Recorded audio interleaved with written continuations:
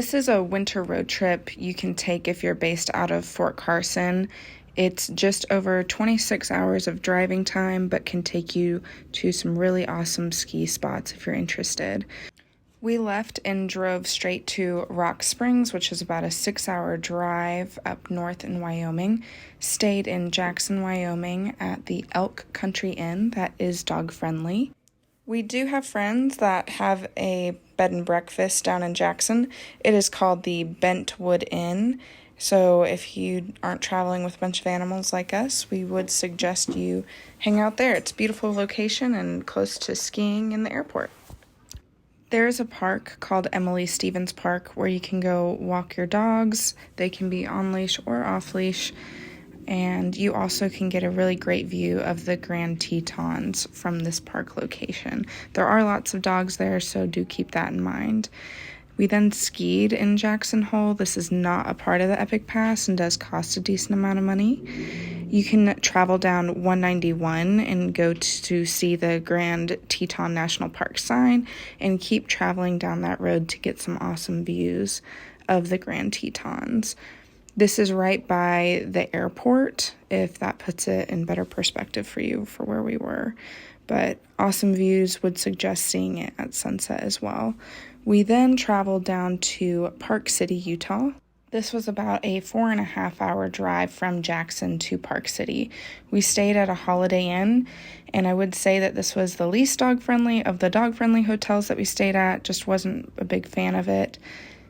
Where we stayed, though, was quite close to where you can ski in Park City. It was quite busy, but they had some good runs. It was a part of the Epic Pass, so it did not cost us any extra money. We did go later in the day, so we were able to get parking a lot closer and have a good time. Also, right next to where we stayed was the Utah Olympic Training Center. This was really awesome to see in person. It was gorgeous, and we got to see some athletes training on some of these jumps, which was pretty cool to see. There are lots of things you can see here, which are like the bobsled area, the area where all the skiers do their jumps, and then you can get a pretty good view of the city from there. And this was sunrise the next day, which was pretty gorgeous. We then drove about 4 hours down to Moab. This was probably the prettiest drive that we did, and there's lots to see in Moab, so if you could extend your time in Moab, then we would suggest extending and having several more days there, as there's lots more to see and do than you think. But this was on the drive from Park City down to Moab. This is the hotel we stayed at, another Holiday Inn, very dog friendly. We really enjoyed that.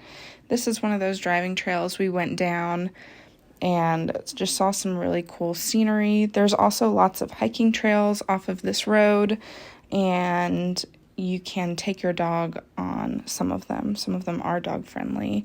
So that was really nice to see. This is one of the trails that we went on with our dogs. We only ran into another person with their dog on this trail, but it was just really beautiful and secluded. This is when you go to Moab, you can see dinosaur tracks and petroglyphs. This is part of the hike up to see the dinosaur tracks. Right behind us is the parking lot, so it's really not a far hike at all. I would say this part right up here, trying to just get up this section, is the most difficult part of it, so really not difficult at all. Probably 5 minutes or less to get up there. But you can see right up there is where those dinosaur tracks are. And there's a main road. You can kind of see some cars going down. That's also the road that you can see the petroglyphs on. They're right on the side. You might see people climbing there as well. So Potash Road, dinosaur tracks, and petroglyphs. If you look that up, that'll be right there. Also in that parking lot where you can see the dinosaur tracks is the start of the off-roading trail, the Poisoned Spider Trail. So we just did the beginning part to check it out, but it's a really cool trail. I believe it's like 15 miles or so. So if you wanted to do that, we'd suggest being prepared, maybe having a buddy there. But you can see a car in the background. That's literally the parking lot. On the other side is the dinosaur tracks, and then this is that off-road trail. Really gorgeous views from this area, and you can get some pretty cool pictures of your vehicle if you like that.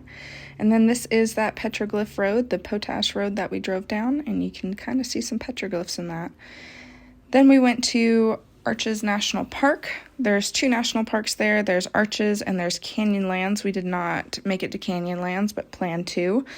So this is the entrance to Arches. If you are military, you get into the park for free, which is nice. But it's a long entrance to get back into the Arches. It's like 20 minutes just to get back there, but there's lots of beautiful views, as you can see prior to getting there. We saw Double Arch and the Window Arch, and then we went to Sanded Dune. This one was probably our favorite, though, that we saw. It was just really gorgeous. But this is the entrance to Sanded Dune. Sanded Dune is much farther back in the park. Not much of a walk, not really difficult at all. This is kind of the extent of it. Same thing for Window and Double. It really was about less than half a mile, pretty easy. Just up some stairs for some, but not bad at all. But this is that entrance to Sanded Dune. We went in January, so that time of year, this place wasn't very busy, so that was nice. We kind of got to see a lot of these places with just us and not have to worry about a crowd. You can also have a Star Wars lightsaber fight in there because it looks like Tatooine. But lots of gorgeous views here, and definitely wouldn't miss out on this. There's a couple of places where you can go off the beaten path in your car. That was Delicate Arch I just zoomed in on. That is a much longer hike than you'd expect. So learn from us when we say don't go in when it's already kind of getting dark out. This was just a cool spot that we stopped at on our way out of Moab. It's just where a family built their home inside of the rock, and it's pretty cheap tours, so definitely wouldn't miss out on that either. Our drive from Moab to Ouray was probably the sketchiest drive we did, but it was pretty beautiful. The roads weren't too bad, but there were sections where there wasn't a guardrail and you're on a pretty narrow road. It was about a 3-hour drive, so we did not really have service that whole time either, so would plan for that. We couldn't really keep in touch with any family on our trip, but the views were out of this world. They were gorgeous to the point where we had to just stop and take it all in. This was us driving into Ouray.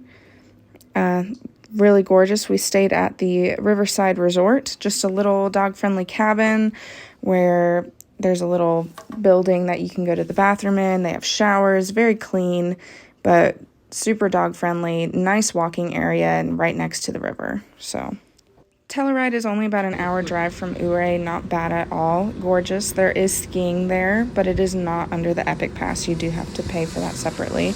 That was right where the skiing is, right next to the town, and a little coffee shop out there. It's pretty cold on the day we went, but there's lots of history there. You can also see where Butch Cassidy had his first bank robbery, and it's just gorgeous. This is a view from our little cabin in Ouray. Just river right there. You can walk your dogs along the path, and just stunning. Definitely would suggest seeing it in the summer as well. They've got lots of activities to do in the summer. But that was our trip. This is one of our favorite trips that we've ever done. We got to get some skiing in and see some really cool places in the winter, and we would just suggest everybody go see these things.